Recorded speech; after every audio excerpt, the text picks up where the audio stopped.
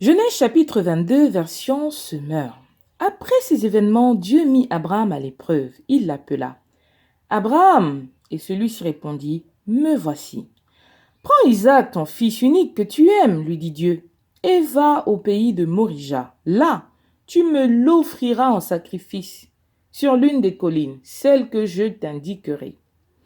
Le lendemain, Abraham se leva de grand matin, sella son âne et emmena deux de ses serviteurs ainsi que son fils Isaac. Il fendit du bois pour l'holocauste, puis il se mit en route en direction de l'endroit que Dieu lui avait indiqué.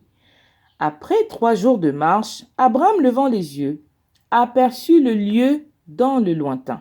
Alors il dit à ses serviteurs, « Restez ici avec l'âne. Le garçon et moi, nous irons jusque là-bas pour adorer Dieu.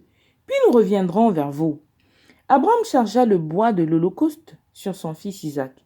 Il prit lui-même des braises pour le feu et le couteau. Puis tous deux s'en allèrent ensemble. Isaac s'adressa à son père Abraham et lui dit, « Mon père !» Abraham dit, « Qu'y a-t-il, mon fils ? Voici le feu et le bois, dit-il. Mais où est l'agneau pour l'holocauste ? Abraham répondit, « Mon fils, Dieu pourvoira lui-même à l'agneau pour l'holocauste. » Et ils poursuivirent leur chemin, tous deux ensemble.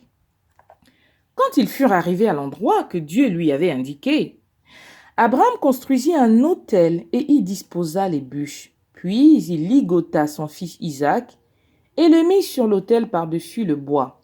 Alors Abraham prit en main le couteau pour immoler son fils. À ce moment-là, l'ange de l'Éternel lui cria du haut du ciel, « Abraham, Abraham !»« Me voici, répondit-il. » L'ange reprit, « Ne porte pas la main sur le garçon, ne lui fais pas de mal, car maintenant, je sais que tu révères Dieu, puisque tu ne m'as pas refusé ton fils unique. » Alors Abraham aperçut un bélier qui s'était pris les cornes dans un buisson. Il s'en saisit et l'offrit en holocauste à la place de son fils.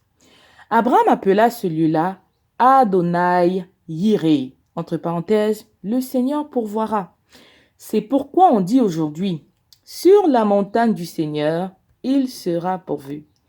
Puis l'ange de l'Éternel appela une seconde fois Abraham du haut du ciel et lui dit, « Je le jure par moi-même, parole de l'Éternel, puisque tu as fait cela, puisque tu ne m'as pas refusé ton fils, ton unique, je te comblerai de bénédictions. Je multiplierai ta descendance et je la rendrai aussi nombreuse que les étoiles du ciel et que les grains de sable au bord de la mer. Ta descendance dominera sur ses ennemis. Tous les peuples de la terre seront bénis à travers ta descendance parce que tu m'as obéi. » Abraham revint vers ses serviteurs et ils se remirent ensemble en route pour entrer à Beersheba où Abraham continua d'habiter. Après ces événements, on annonça à Abraham que Milca avait donné des enfants à Nahor, son frère, Outs, son premier-né, Bouz, le second, Kemuel, père d'Aram, Kesed, Hazo, Pildash, Yidlaf et Bethuel. Bethuel fut le père de Rebecca. Ce sont là les 8 fils que Milca avait donnés à Nahor, frère d'Abraham. Son épouse de second rang, Rehouma, lui donna aussi des fils, Théba, Gaham, Tahash et Maca.